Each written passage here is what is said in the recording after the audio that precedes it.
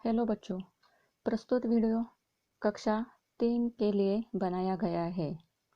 हिंदी पाठमाला के पुस्तक में कर भला तो वो भला ये कहानी पठन हेतु दी गई है। कर भला तो हो भला मतलब क्या होता है बच्चों? अगर आप किसी के साथ अच्छा करोगे तो उसका फल भी आपको अच्छा ही मिलेगा। इस कहानी से हमें क्या सीख मिलती है उसके बारे में भी हम इस कहानी में देखने वाले हैं। ये कहानी एक शेर के बारे में कही गई है। जंगल में शेर क्या होता है? शेर जंगल में का राजा होता है और वो शेर अपनी गुफा में आराम कर रहा था। तब वो क्या होता है, चूहा खेलते खेलते उसके पास जाता है और उसके ऊपर इधर उधर नाचने लगता है। तब शेर को गुस्सा आ जाता है और शेर गुस्से से चूहे को मारना चाहता है, लेकिन चूहा शेर से विनती करता है कि मुझे मत मारो, मैं भी तुम्हारे कभी काम आ सकता हूँ। शेर को लगता है ये छोटा सा चूहा क्या मेरी हेल्प करेगा, क्या मेरी मदद करेगा, लेकिन वो भी सोचता है ये तो छोटा है, इसलिए उसे छोड़ देता है। लेकिन क्या हो जाता है, शेर जंगल में शिकारी आ जाता है और शिकारी क्या करता है, अपना जाल शेर के ऊपर डाल देता है। तो शेर विवश हो जाता है, उस जाल से बाहर निकलता है क्या? नहीं निकलता। तब वो चूहा आ जाता है और उसका चाहे उसे उस जाल से बाहर निकालता है। तो हमें क्या सीख मिलती है? लगता है इतना सा चूहा, उस दिन मुझे ऐसा लगा था कि वो मेरे कुछ भी काम का नहीं, लेकिन वो अब काम आ जाता है। और वो चूहा भी उसे बोल देता है कि आपने मेरे साथ उस दिन अच्छा किया था, आपने मेरे प्राण उस दिन छोड़ दिए थे, इसलिए उसके बदले मैंने आपके साथ ये अच्छा काम किया है। तो इस कहानी से हमें क्या सीख मिलती है?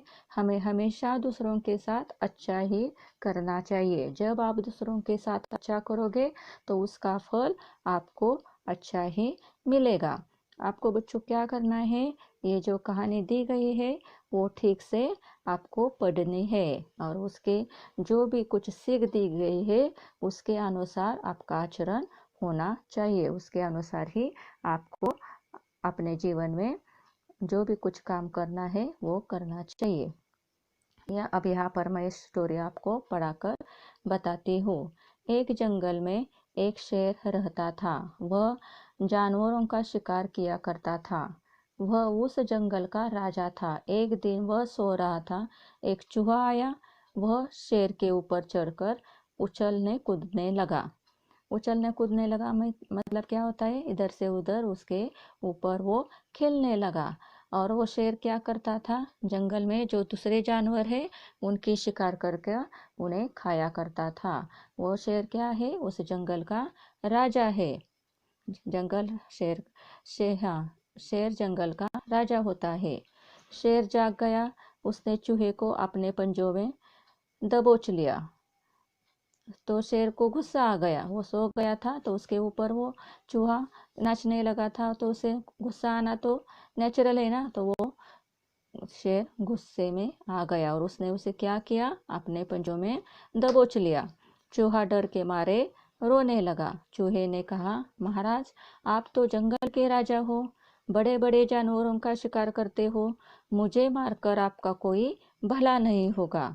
लेकिन उस समय क्या हो गया, चूहा डर के मारे रोने लगा, लेकिन उसने अपनी सूझबूझ नहीं खो दी थी। तब वो उसे बोलने लगा, शेर को बोलने लगा, महाराज आप तो जंगल के राजा हो और बड़े बड़े जानवरों का शिकार करते हो, तो आप मुझे मत मारो, मैं तो छोटा सा जीव हूँ, आपको मुझे मारकर क्या मिलेगा, मुझसे गलती हो गई है, लेकिन मुझे क्या करो, आप मुझे माफ कर दो, मैं सदा आपका उपकार मानूंगा, कभी समय आया तो मैं आपके काम आऊंगा। और उस समय चूहा क्या बोलता है, मुझसे गलती हो गई, उसने अपनी गलती मान ली ना।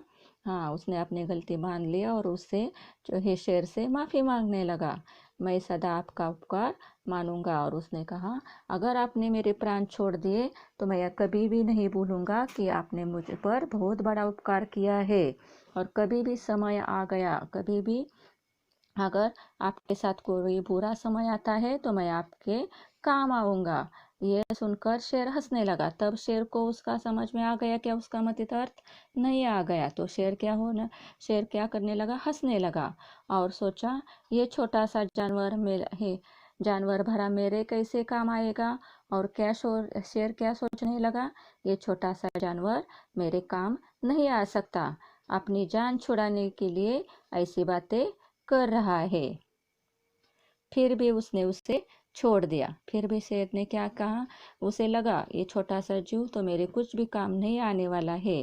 फिर भी क्या किया, शेर ने उसे छोड़ दिया। कुछ दिनों के बाद उस जंगल में शेर पकड़ने वाले शिकारी आ गए। क्या होगा यहाँ पर दिखाई देगा इन पिक्चर में, आपको ये पिक्चर देखकर ही समझ में आता है ना कि क्या हो गया है। एक जाले में शेर फंस गया है और बाहर कौन है, चूहा है। और शेर यहाँ पर व्यवस्था से बैठा हुआ दिखाई देता है ना। हाँ, तो कुछ दिनों के बाद क्या हो गया, उस जंगल में शेर पकड़ने वाले कुछ शिकारी आ गए। उन लोगों ने शेर को पकड़ने के लिए बड़ी होशियारी से एक जाल बिछाया और उन्होंने क्या किया, उसे पकड़ने के लिए एक जाल बिछाया। शेर जाल में फंस गया। वह गरजने लगा, जाल से बाहर निकलने की कोशिश करने लगा। उसकी गरजने की आवाज़ सुनकर वह चूहा उसके पास आया। तब क्या हो गया, शेर तो जाल में फंस गया था। उसने बाहर निकलने की, खुद को निकालने की बहुत कोशिश की, लेकिन वो बाहर निकला क्या, नहीं निकला।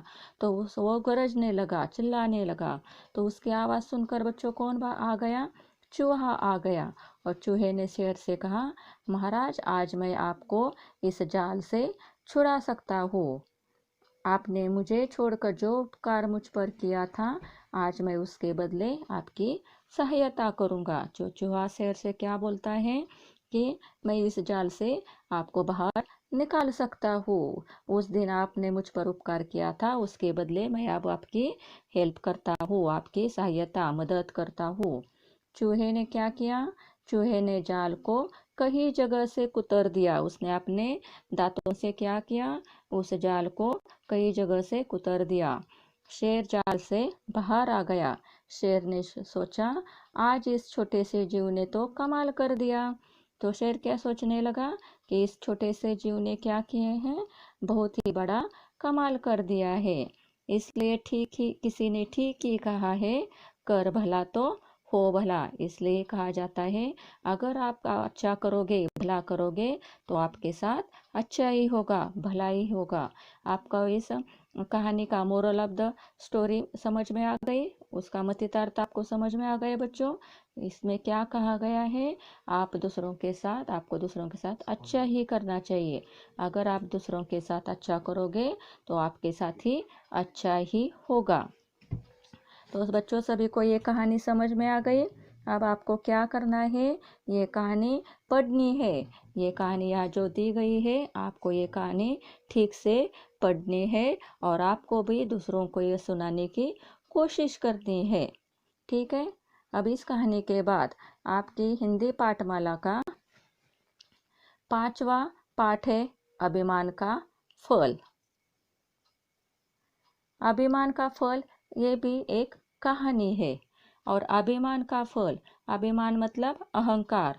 अगर आपके पास आपको घमंड आ जाता है किसी चीज़ का, तो उसका फल क्या मिलता है, ये इस कहानी में बताया गया है। और किसी को भी अभिमानी, अहंकारी, घमंडी नहीं होना चाहिए, यह इस कहानी से संदेश दिया गया है।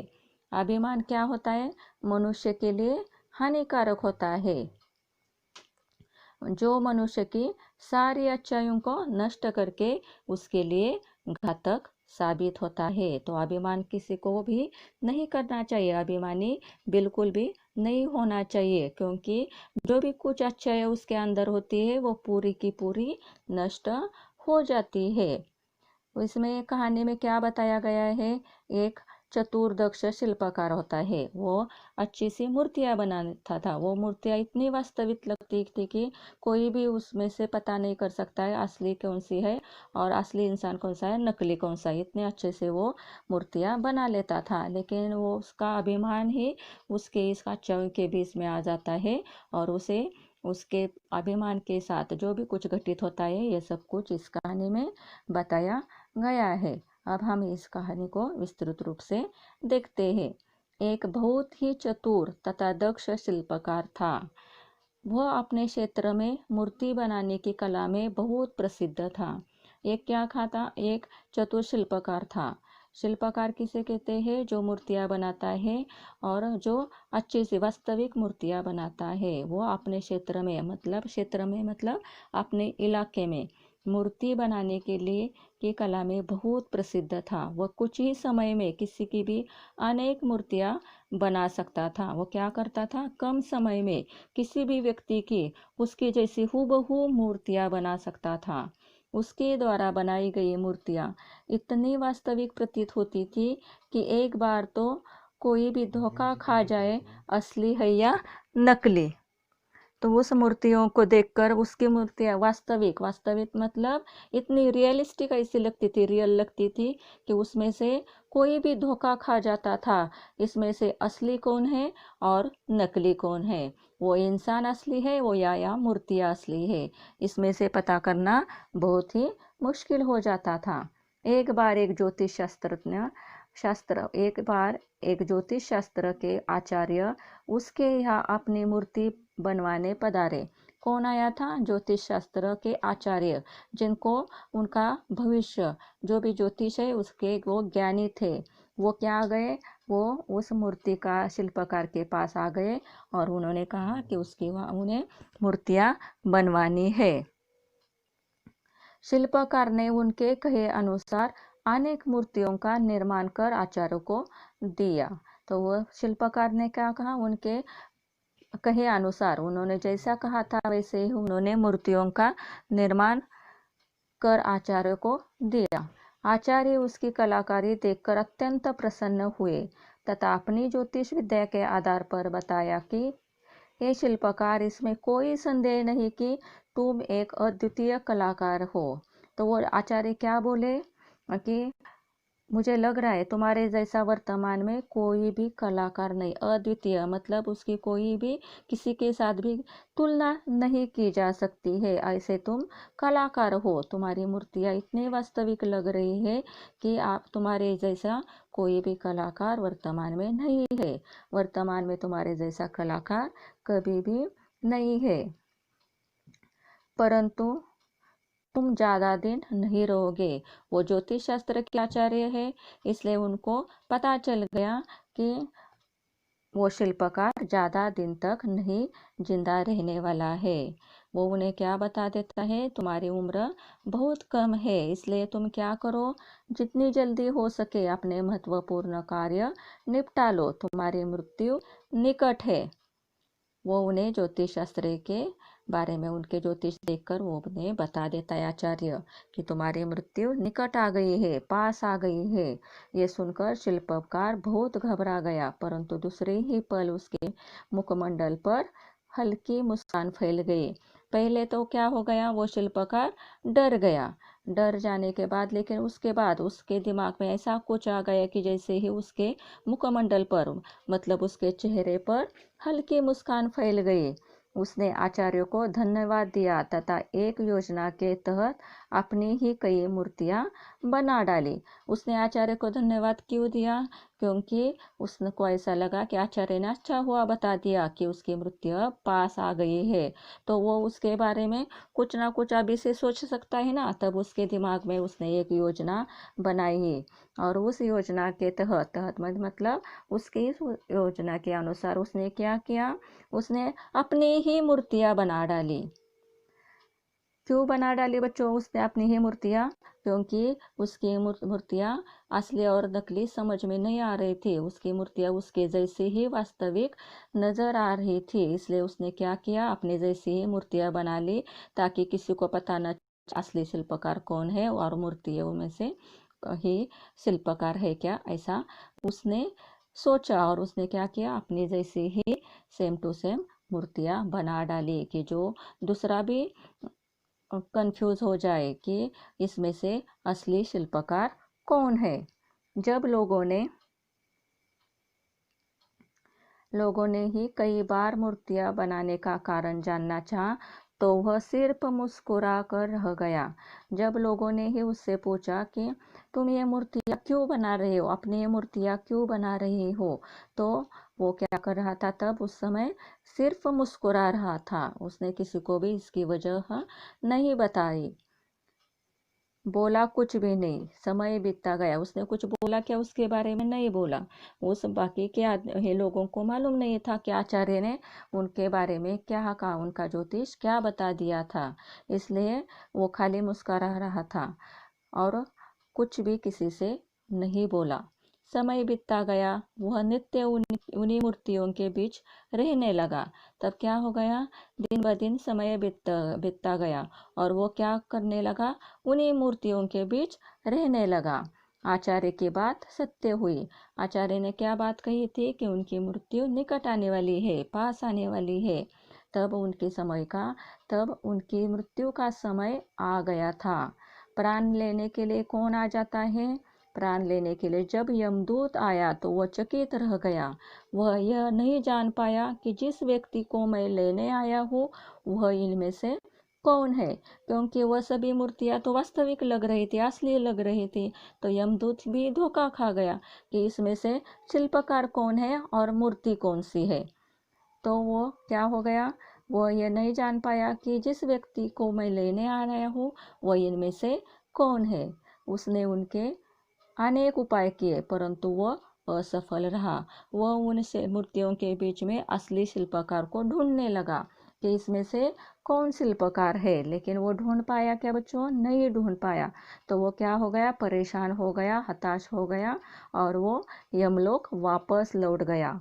और यमराज को सारी स्थिति से अवगत कराते हुए उनसे पूछा, असली व्यक्ति को पहचानने के लिए मैं क्या करूं।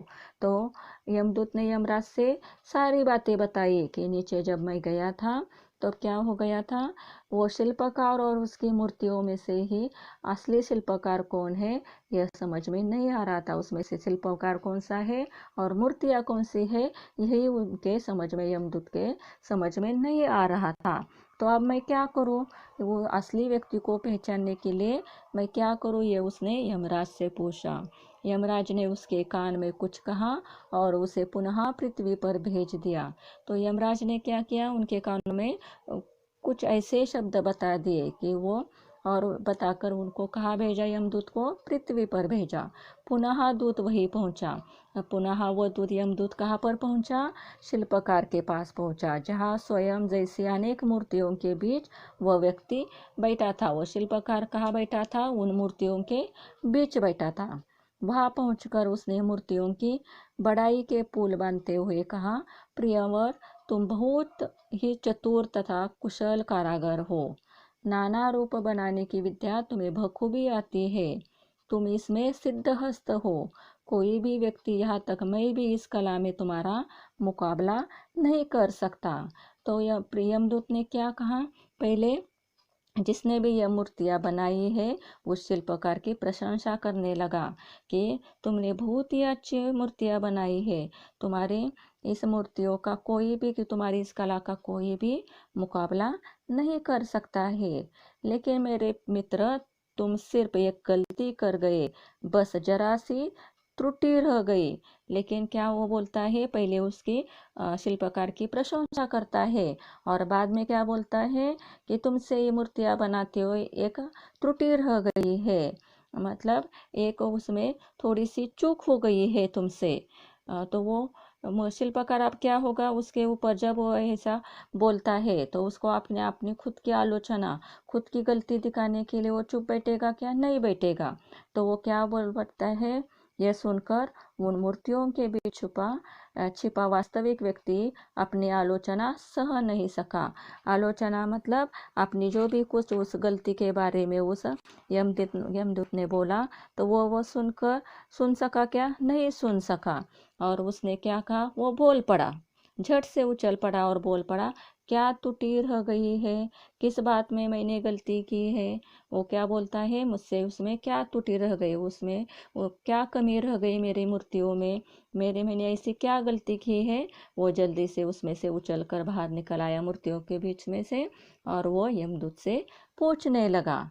तब क्या होता है बच्चों, यमदूत बोला, इसी बात में। अब तो वह व्यक्ति सब कुछ समझ गया। तो यमदूत बोलता है, इसी बात में मतलब मैं तुमसे बुलवाना चाहता था कि इसमें से असली शिल्पकार, असली व्यक्ति कौन है। शिल्पकार को बोलने के लिए मजबूर करने के लिए ही मैंने ऐसी बात कही थी। इसी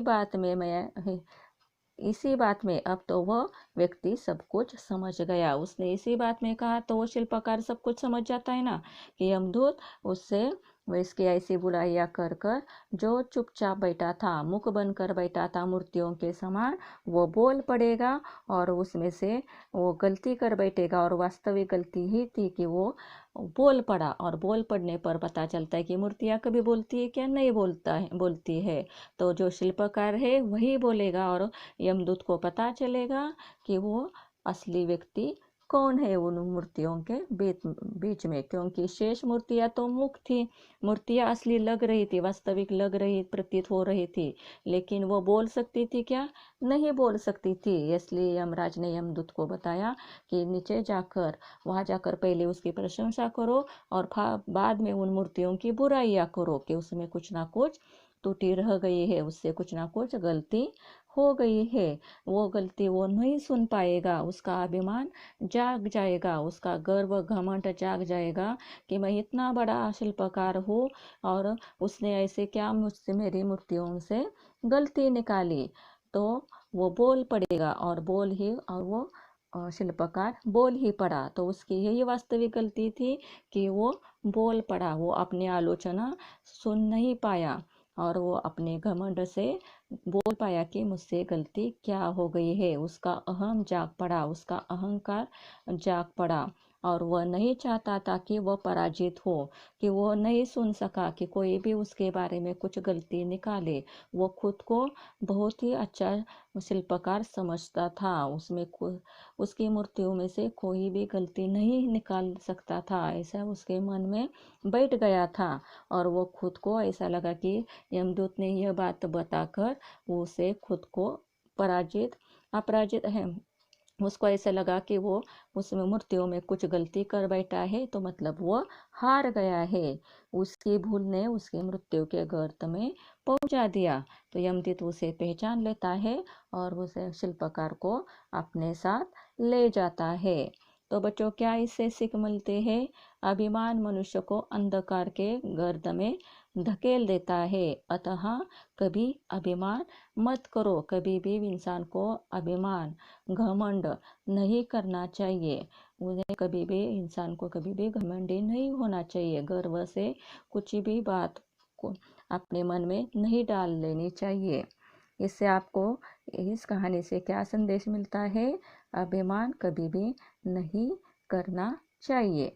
बच्चों, ये कहानी आपको समझ में आ गई ना? अगर इसमें आपको कोई डाउट है तो आप मुझे पूछ सकते हो। इसी कहानी के साथ, इस कहानी के आधार पर जो भी कुछ प्रश्न उत्तर दिए गए हैं वो मैं आपको इसी के साथ बताने वाली हूँ। आपको वो क्या करने हैं, आपके नोटबुक में लिखने हैं। ये कहानी आपको, जो कहानियाँ मैंने आपको बताई है, यह कहानियाँ आपको पढ़ने की कोशिश करनी है। और आपके घर में जो भी आपसे छोटे बड़े हैं उनको ये कहानियाँ आप खुद पढ़कर बता दो। उसमें जो भी कुछ समझ में आपको आ गया है वो सभी बातें आप आपके घर वालों को बता दो। और इसके साथ ही यहाँ पर जो शब्दार्थ दिए गए हैं, ये पूरे के पूरे शब्दार्थ आपको नोटबुक में लिखने हैं। और कोई डाउट है तो आप मुझे पूछ सकते हो।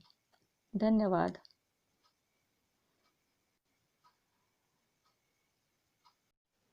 बच्चों, अभिमान का फल पाठ के आधार पर जो सवाल जवाब पूछे गए हैं वो सभी सवाल जवाब सॉल्व करके आपको यहाँ पर मैंने दिए गए हैं। आपको वो अपने नोटबुक में लिखने हैं। पहला सवाल क्या है?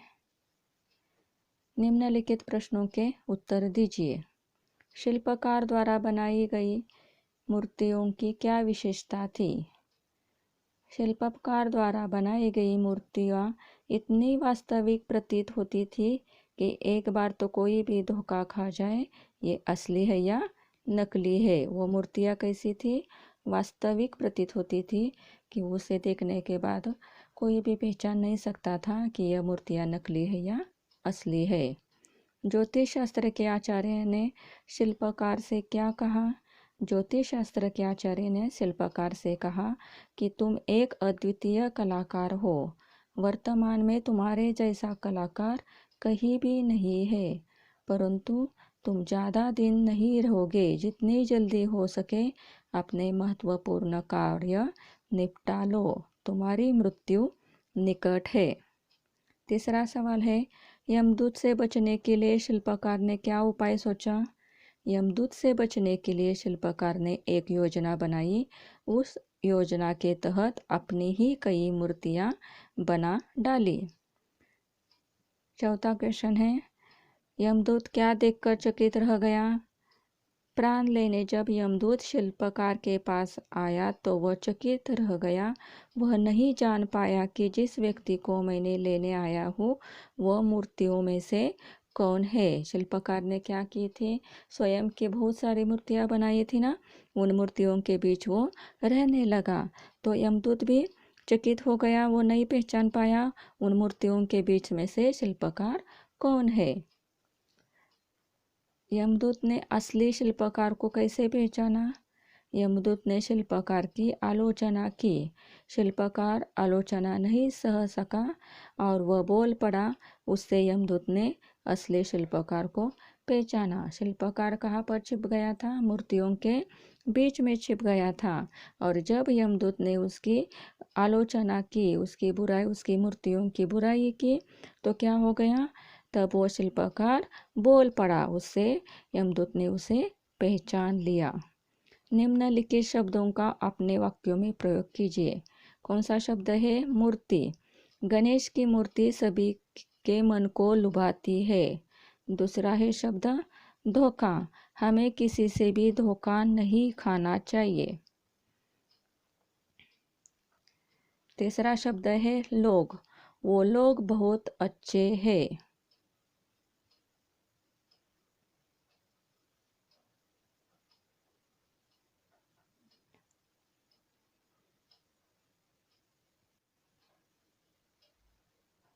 लोग, वह लोग बहुत अच्छे हैं। आचार्य, आचार्य ज्योतिष शास्त्र जानते थे।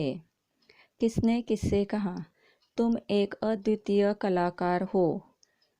किसने कहा? आचार्य ने शिल्पकार से कहा। असली व्यक्ति को पहचानने के लिए मैं क्या करूं? यमदूत ने यमराज से कहा। तुम सचमुच बहुत ही चतुर तथा कुशल कलाकार हो, यमदूत ने शिल्पकार से कहा। क्या त्रुटि रह गई है? शिल्पकार ने यमदूत से कहा। सही विकल्पों के सामने सही का चिन्ह लगाइए। शिल्पकार के द्वारा बनाई गई मूर्तियाँ कैसी लगती थी? वास्तविक। शिल्पकार ने किसकी मूर्तियाँ बनाई? स्वयं की। बस जरा सी त्रुटि रह गई, ये वाक्य किसने कहा? यमदूत ने कहा। यमदूत यमलोक वापस क्यों लौट गया? शिल्पकार को पहचान नहीं पाया। उन मूर्तियों के बीच में जो शिल्पकार छिपा था उसे पहचान नहीं पाया।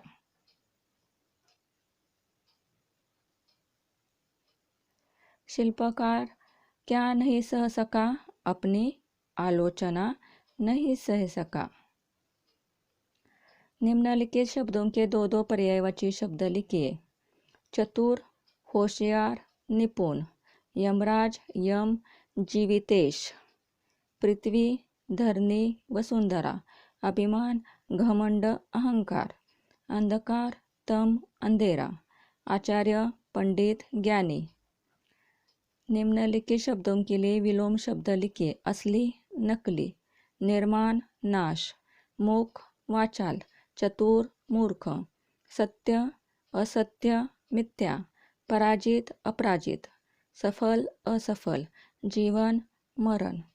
निम्नलिखित वाक्यांशों के लिए एक शब्द लिखिए। जिसके समान कोई ना हो, अद्वितीय। जो व्यक्ति ज्योतिष का ज्ञाता हो, आचार्य। जो बोल न सके, मूक। जो शिल्प कला में निपुण हो, शिल्पकार। मृत्यु के देवता, यमराज। यहाँ पर पूरे के पूरे सवाल जवाब खत्म हो गए हैं। आपको ये लर्न करने हैं और आपके नोटबुक में लिखने हैं। Thank you.